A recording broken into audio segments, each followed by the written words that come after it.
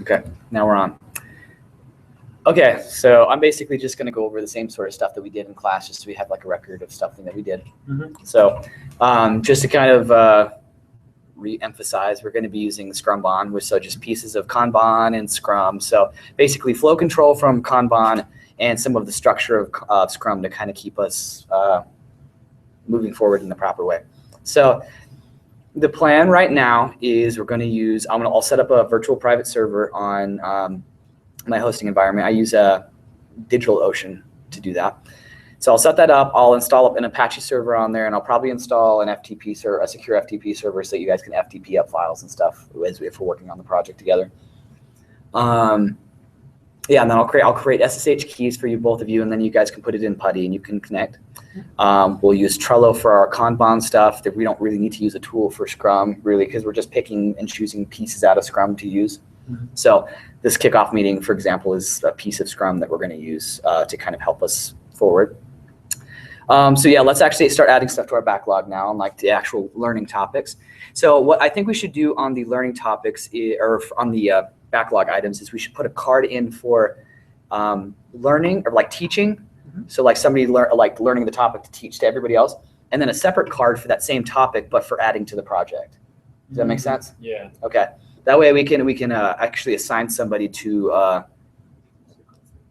So like if like you taught the JSON stuff, for example, maybe Taku or myself actually added the stuff to the project. Yeah. So you taught us, and then we learned it well enough to actually implement it in the project, and then we'll just kind of keep rotating around who's adding things to the project versus. So we'll kind of see how that works with the whole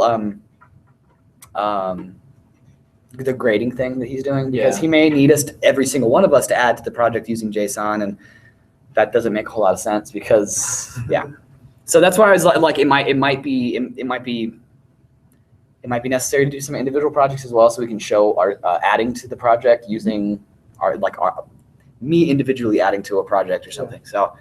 And probably before class ends, we'll go in and we'll double check with him exactly what he's requiring. If he's just needing the sandbox code to move us up to agrees and strongly disagrees, or if we have to be adding to a project to get to agrees, and then a second project to get to strongly agrees. So we need to kind of like verify that, because he kind of said one thing on Monday and then seemed like he said something else on Wednesday. Yeah, so it's kind of confusing on that. Yeah.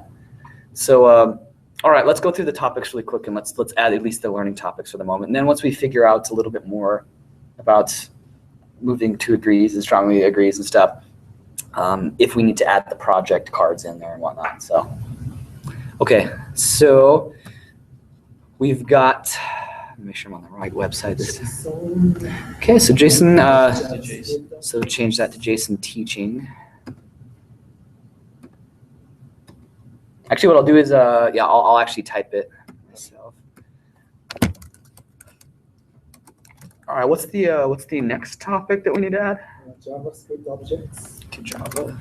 And we're also going to do another card for JSON implementation or JSON action. I don't know what word you want to use that like. Yeah, well, I will add some cards for that next, okay. Because we may end up needing to, we need to kind of do a different, we might not need to do a team project for that, or we might. So we'll kind of talk to Brother Barney and we'll add that.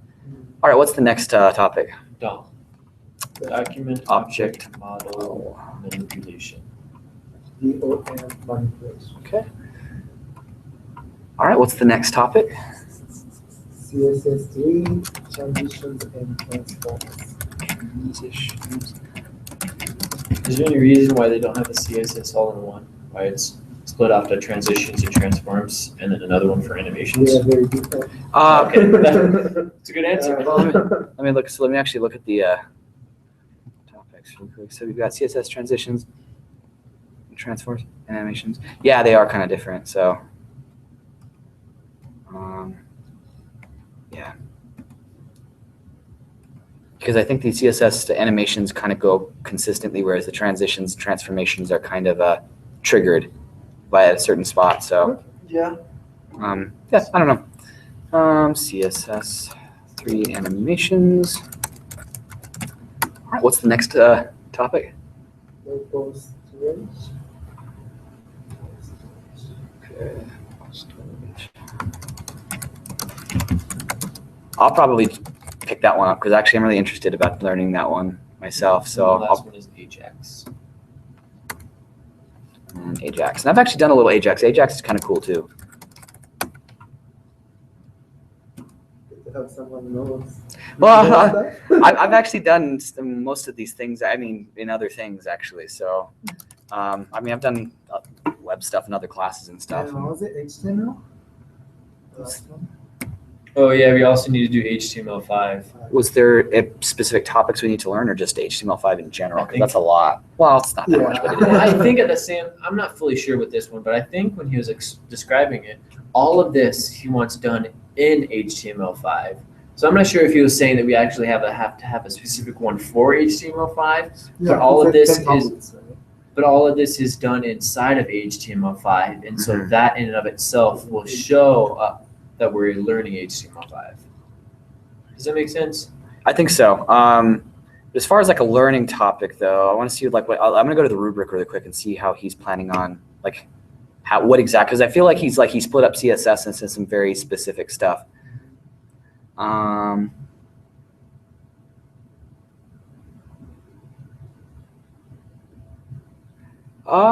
Well, it seems actually that there's a lot more topics actually than we thought. If you go into the rubric, he's breaking stuff up differently than he does on his website. So on his website is kind of just general groups of topics. But then if you go on the actual rubric, you have like code topics for the group, which is loops, conditional statements, functions, variables, parameters, arrays, associated, and so on and so forth. So this is actually probably what we need to do, and that's actually considerably more topics. So But everything will be 5, covered 6, with 7, 8, JavaScript. 9, 10, 11, 12, 13, 14. Say that again, Tabu? It's covered with JavaScript. For the most part, we're just kind of breaking up each topic into a different thing. So, I mean, it's possible we can do the first two things. Maybe somebody does it in the same teaching lesson or something, or maybe we do split them up. So, yeah, let's probably do those. Let's see, date arrays, associated arrays, local storage. Okay. Yeah, I guess we'll split up the cards, kind of how he has it in the in the rubric. Because then we can kind of learn exactly kind of what he's going to be grading us on. Yeah. So Not missing anything. yeah, exactly. So I'm gonna do that instead. Change. So that means we have 14 topics that we need to get through. So that means we probably need, which makes sense when he was talking about in class that we have to be doing like 2 or 3 topics every single teaching thing to get through it in time. So that's probably what he was talking about because he was probably looking out for the rubric. Yeah. So I'll do this teaching. How'd you get 15? Because I only count 1, 2, I got 14. 5, 6, 7.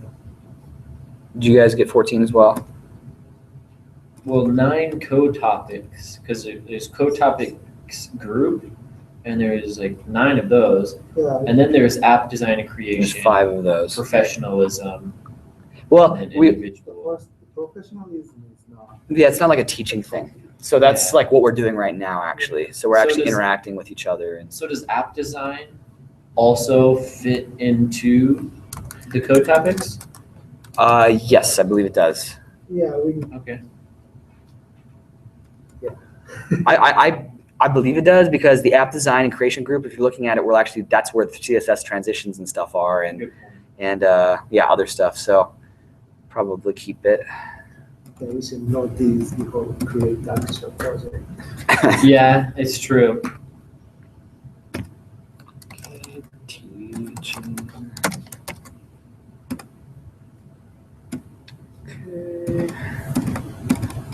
By the way, to get to access this video, if you want to show it to Brother Barney, it's in that little document I put in the drive. You can it'll actually hit the link to the YouTube channel in there, so you should be able to get to that straight away. And then just go through sometime before you meet with him for your first fluency thing. Just go through the video and find spots where you ask questions or you brought stuff up, and kind of write down the read head for him so that you can actually show him. You can have it all queued up basically. And by the way, the little fluency things with him, super low stress. I mean, it's just kind of going in and talking with him. It's not like he's got like a clipboard out and he's like assessing every little thing you say, and you're like sweating and palms are sweaty and slipping off your keyboard. That'd actually be kind of fun to see. Actually, kind of would. Yeah, it's just kind of like sliding all over your keyboard. Gross. That's a lot of sweat. So much sweat, dude. Okay. Pardon me. Teaching. Okay, we got new card. CSS manipulation.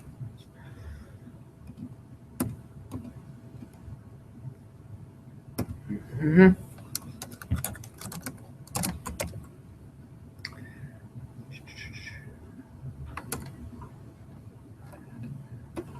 It says HTML5 tags video, audio, camera. Yeah, so that would actually be, yeah, it's kind of cool. HTML5's got a bunch of new stuff in it. Oh, I didn't know. Yeah, it's really cool. There's so many new elements and stuff like that. Yeah. Because I mean, HTML5 was really designed to kind of build web apps. That was the main. That was one of the main like draws behind like what they're. The way I understand it, anyways. Yeah, HTML5 was really designed to kind of create these full-featured web apps and everything, so you can access like devices on your machine, like a camera and whatnot. Does it mean we should use camera on the app? I think we'd probably teach it, but we probably don't need to use it. Probably just use one of the things there.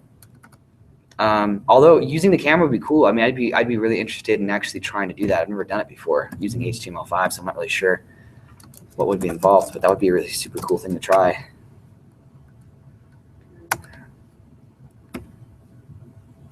Maybe just use it to create like an avatar picture or something. For I'm not even sure what we'd want to do. I kind of have an idea for an app. It was actually something that I was. It was actually something I was wishing existed the other day. I was. Hold on for a second. Let's make sure these look like the exact same things. Oh, the one's transforms, one's animations. Okay, transforms, animations. Okay, good. Yeah, so I'm starting to start exercising again regularly and everything, and I'm like starting to set up like meal plans and everything, and I have a specific caloric number that I want to hit. So a certain amount of calories I want to eat every single day, and I thought it would be good. I mean, I'm sure the apps out there exist, but I mean that's not to say that we can't create our own too. But creating an app that like would help estimate your base metabolic, like the amount of your maintenance calories, like what you need to eat every single day to not gain weight and to not lose weight, and then how much extra calories you need to eat or subtract from your diet if you're trying to lose weight, if you're trying to gain weight. So actually probably could help with that. I was an exercise phys major before this. So then there we go. And then once it's figured that out, depending on what type of thing you're trying to do, if you're like trying to build muscle or whatever, it then will create like a meal plan for you on stuff. And so that was kind of, because I spent like 2-3 hours the other night just doing this on my own, looking at like creating a meal plan and stuff. And it was kind of grueling. I'm like, man, they had some like meal plan creating websites and stuff, but nothing that like helped you figure out like your caloric needs and everything. So I figured like shoving all that together in like the same app would be really helpful. Yeah. So one app that I thought of doing before I helped my sister move, and she was trying to figure out where she was going to put pictures and stuff. I was thinking like take a picture of your wall or wherever you want to put it, type in the parameters of how tall and how wide it is, take a picture of a picture, type in like the parameters of the picture and anything that you want to put on the wall, and then it's pretty much an app to figure out where you can put the picture on that wall and different things to figure out where you want to put it. Now, think of how many chicks would want to do that, because how many times when people move or how many times when people do things are they trying to figure out where they want things put just right so it looks good? We'll do it on their phone first and say, all right, and then like you can figure out how many inches from the ceiling that is in different things because you already put in how big the wall is, how big the picture is, and then your phone just kind of compresses it to kind of be the right size compared to each other. Yeah, that's sweet. That way we might be able to at least play with the camera stuff with that. So yeah. I don't know how difficult that would be, because that actually sounds like there'd be a lot into it. But a cool idea we can like mess around with and see if like at least start playing with the camera and stuff, and you can actually start, maybe if you decide to do individual project, you can start messing with the camera and stuff for that. So actually kind of now we're on the topic of that, because I actually put all the teaching topics in there. Does anybody I mean, as far as like other app ideas, have you had any app ideas that you've been thinking about doing? I need to come up with something. Yeah, because I've got some app ideas, but kind of like yours, it's fairly involved and stuff. But the thing with Brother Barney's class is he doesn't necessarily care if you finish the project. He just kind of wants to see your process of creating it and everything and how you're going about it. So even if you don't finish the application, you don't create it like fully and everything, just your process on how you're thinking about it and getting it put together is more important to him and everything. So we could still go forward with an app like yours as long as we're trying to like implement the different topics and stuff. Yeah. And that's another thing we need to ask him is, do we have to implement every single code topic in a project if we have to create a project? So that, again, coming back to the same thing, we have to kind of verify what he meant because what he said on Monday versus what he said on Wednesday. So. Because that could get pretty difficult if you have to implement everything. Yeah, because then you're just like, feel like in certain situations where you feel like you're implementing things that just don't need to exist in the app. You're just like, I don't need it. I don't need a random animation here, but I guess I have to. So because that's what, like I said, that last semester, all he was really having us do is the sandbox code, which made sense. I mean, because then you could do it for every single thing and then add whatever you wanted into your project. So maybe what he'll end up doing is he'll let us get to strongly agrees if we actually add it to our project or something. So anyhow, so we've got all the teaching topics up there. If somebody wants to double check to make sure I put everything in there and I'm not missing something, we can. Yeah, as far as anything else goes at the moment, we need to create a teaching schedule. So probably what we'll do is, let's see here, what would be a good way to do about this part?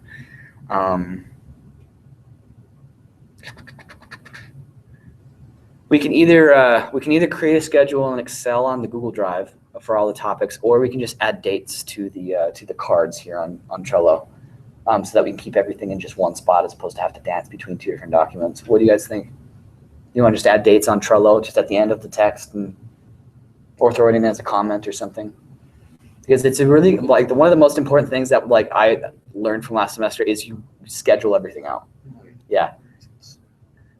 That was the most useful thing we did last semester. So I would prefer kind of like calendar routine schedule. That will help me because if I just put the date here, it's kind of hard to see, hard to visualize where it is. Yeah.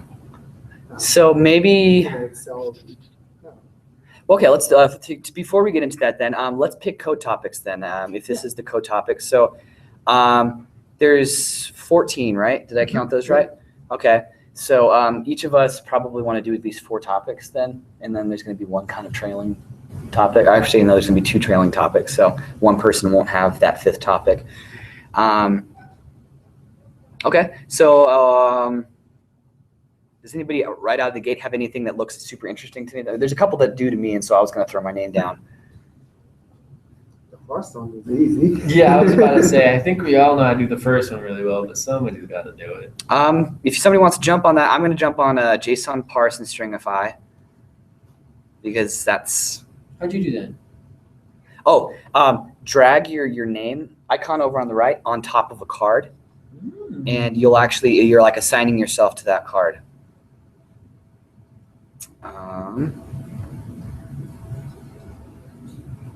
You said you want to do the local storage too? Yeah, that one was also really interesting to me. Probably also I'll probably also do the HTTP request. That's Ajax, by the way, if you guys haven't done Ajax before. I'll take the standard JavaScript that code those. And based on your app, maybe you should do the camera, video and audio HTML stuff. I don't know. I mean, all right, where is that one at? That's towards the second from the bottom, I guess I should say.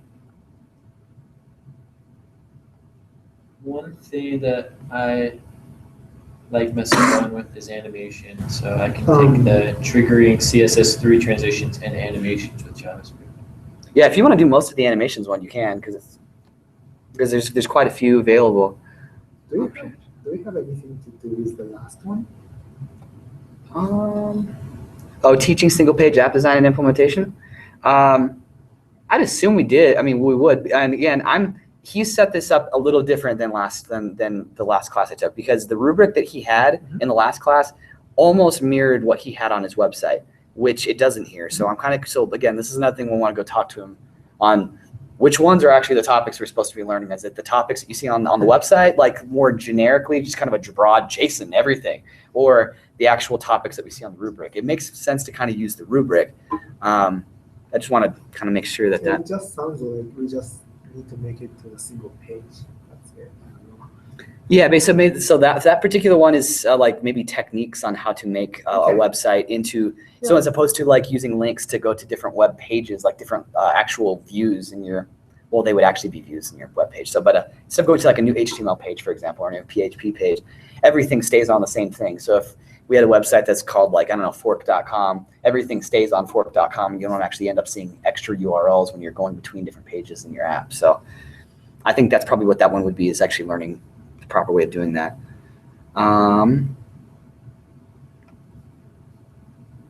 I actually already know how to do this one, so I actually will put myself down on there. 1, 2, 3, 4, 5. Okay, I'm signed up for 5. So somebody else sign up for 5, and then the last person for 4. You guys can battle it out, I guess. Punch each other. Well, I'll take the loops, conditional statements, functions, variables, that one. Yeah, Okay. whatever you want. Since that one's pretty easy. We all know how to do it. Just come over. You can decide what you want. I will take the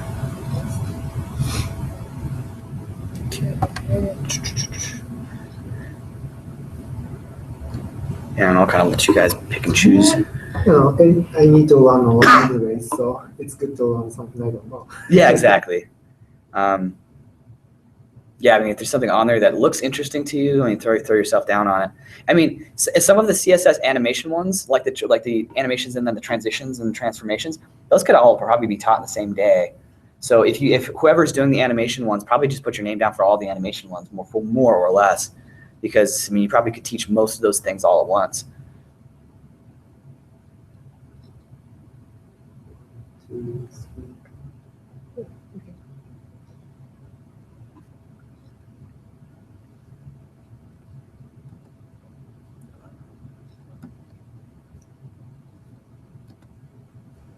It's one of the first times in a while that the Google Hangout didn't drop out because of the internet in this building. Oh yeah. Like a couple of the Google Hangouts videos I did last semester had these big like 9-minute blank spots in them where there's just nothing there. Done. Cool. Have you assigned everything yourself? Assigned yourself on everything else? Yeah, I think we All right. just said. I think I got 4. Then 2,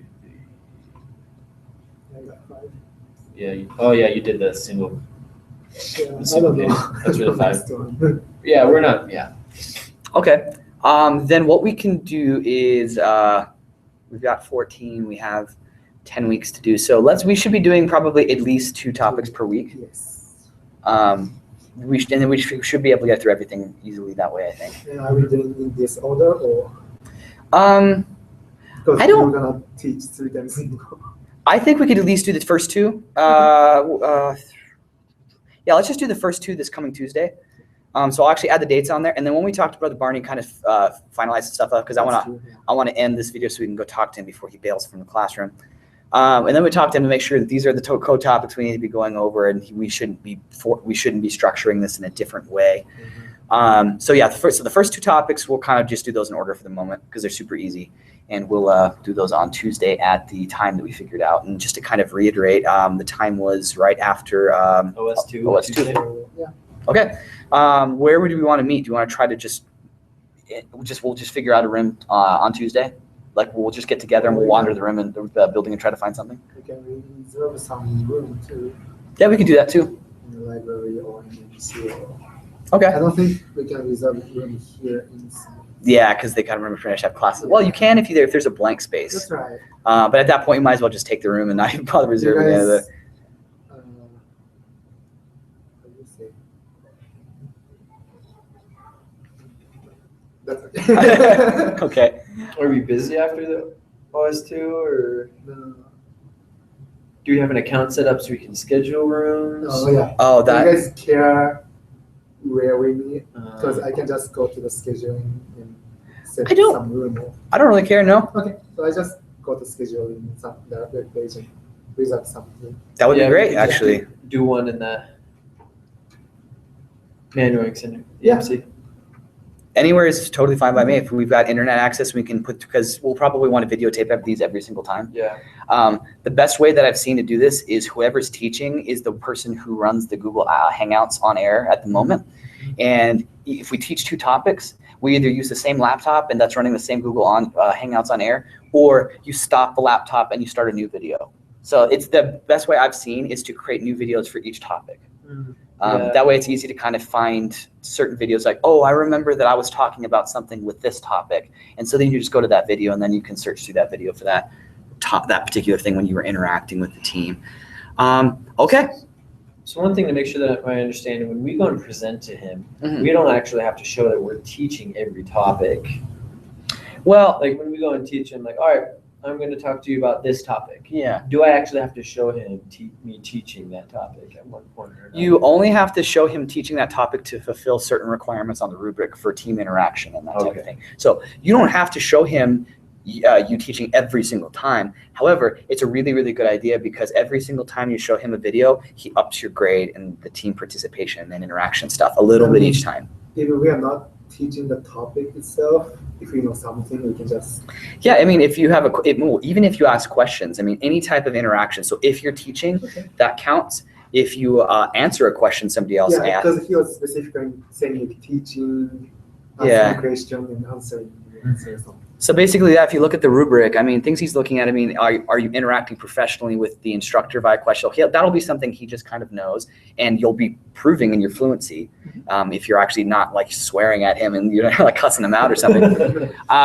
Interacting professionally and helping other teams by teaching and sharing. So that's something that you can actually show either by videos or doing it in class. But if Brother Barney's present, you can say, hey, remember this time that I was helping this team out, or we were discussing something. So supporting their team by advising and performing work outside of team meetings. So okay, that one's kind of interesting worded, but using self-reflection and metacognition in team interactions and meetings, you can actually show that one in a video, or you can actually tell him in person if there was a particular moment when you were working on something and you thought about something in a different way. So you can either show that in a video if the video actually showed it. Like if, let's say you were learning a code topic and you thought you knew something about this code topic, you're like, I thought I know how to do this. And then you learn something that kind of changes the way that you think about it, or you look at something. Mark that in the video and you can show him for that. Then applying the agile development methodology to learning the fluency topics. This video that we're doing right now fulfills that. Now, it won't take us all the way to strongly agree. We're going to have to continuously show. So if we do like regular meetings, either one weekly meeting. So if we want to do like an actual full scrummy type meeting every Tuesday when we do our teaching thing, we can do that. And then we can do mini meetings during class, like 5-minute meetings in class. And then we can do like a slightly longer meeting on Tuesday when we get together. That might be a good idea. That way we can actually film that meeting. And then every single time we show that video, we move our score up a little bit more, and we can actually make it to strongly agrees from there. Okay. So let's do that. Let's do small 5-minute meetings in class every single time just to kind of see, are you prepared for teaching, and we'll just kind of discuss on where we are at with the coding topics as far as learning it. And then we will have one slightly longer meeting on Tuesday, which we'll actually record. So, all right, I think that's pretty much all we need to do for the moment.